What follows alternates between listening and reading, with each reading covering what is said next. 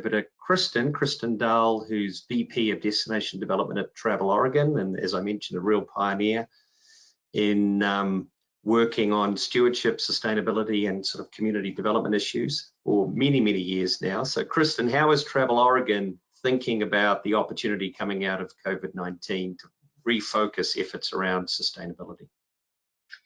Yeah, thank you very much, Chris. I think, we are all in the throes really about how we plan to approach this next phase. And can I just check, can you hear me okay? Yes, we're good. Okay.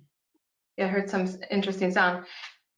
So I'll share with you just three very specific, very tangible aspects of what we're thinking about for this next phase when the social distancing starts to relax and travelers are going about, their business again.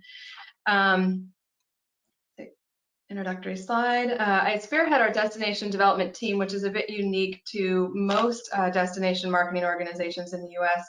We're really focused on that sort of community level experience development and helping communities really grab a hold of what they have and sharing that with the rest of the world through our world-class marketing channels for Oregon. So looking at destination sustainability specifically, we're looking at making, I would say deeper investments, but spending more time supporting our destination networks. And I will just say that kind of goes across the board for networks in general, whether they're destination level or statewide. In a time of crisis, those networks are really, really essential to managing the destination. We started developing destination networks about two and a half years ago, and this was an outgrowth to our Oregon Tourism Studio program once we recognized that the real secret sauce was in the relationships. It was in the trust that was built between the people in the destination from across a variety of sectors that really started to work together, and they wanted to understand and set up structures for how they could continue to work together at a higher rate over time. So what we have done is really leaned into kind of network design philosophy, and we've helped destinations establish networks that crosses over quite a number of sectors that relate to the visitor experience. This is, I would say, a short list. Every destination has a different composition within their network, but these are the main contributing factors. The tourism industry itself, obviously the land managers, our economic development support organizations, key community organizations, and any kind of educational support service. Here in Oregon, rural is very important, and that state extension service is key as well. So coming in with that network philosophy, we have helped these regions establish a structure where we've invested in network coordination, and they have a support team, almost like an advisory group, that then engages a broader set of stakeholders to implement priority actions. And the reason I put this first in our presentation is that these are the systems, right, upon which everything else can kind of build. So it's not specifically a sustainability strategy, but if their primary activity in one moment is developing a new trail system, but in the next moment they need to pivot and react and create something new in this new moment, this system exists to kind of help those partners align focus and dedicate resource where resource is most needed. So they're nimble and they're resilient, and the idea is that they create that resiliency over time. So I suspect we're going to continue to invest in destination networks and really kind of embolden them to create that interaction locally, but also to create that interaction between destination and states, where you can really start to learn at a deeper level what communities are interested in travel and how they want to open their communities back up. That'll be really important. Another aspect of our work is encouraging responsible visitation, much like Kathy shared in Colorado.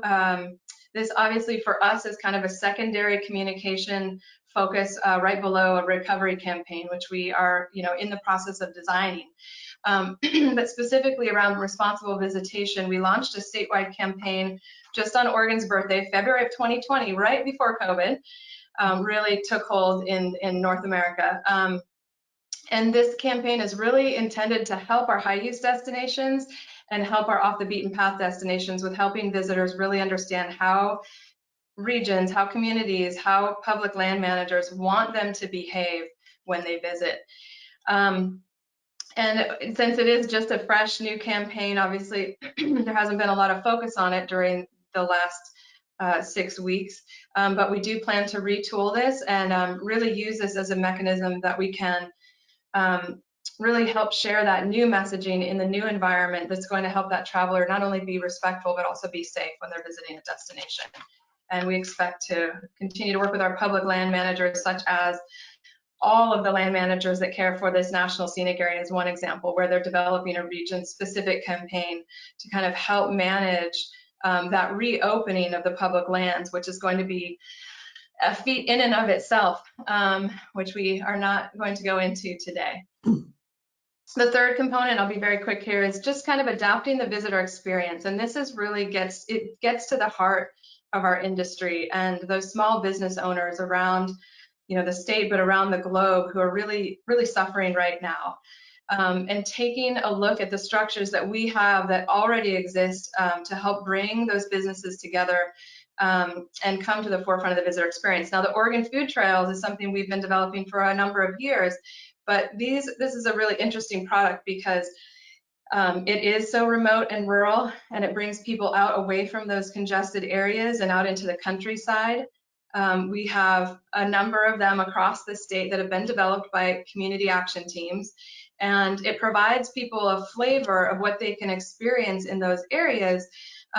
But really specifically, this really helps those small entrepreneurs become visible. And in this time of crisis, I don't think we can do enough to support our local growers, our farmers, our ranchers, our fishermen, the people that they are, yes, important to feeding and funneling their foods throughout the visitor economy, but they are also the basis of other aspects of our economy. And so helping whatever we can do to create those linkages, whether that's helping them establish ways to get their product to market or otherwise. So this is just an example of a recent consumer newsletter. And I think with that, I will pass it over to my colleague, Chris. Thank you so much.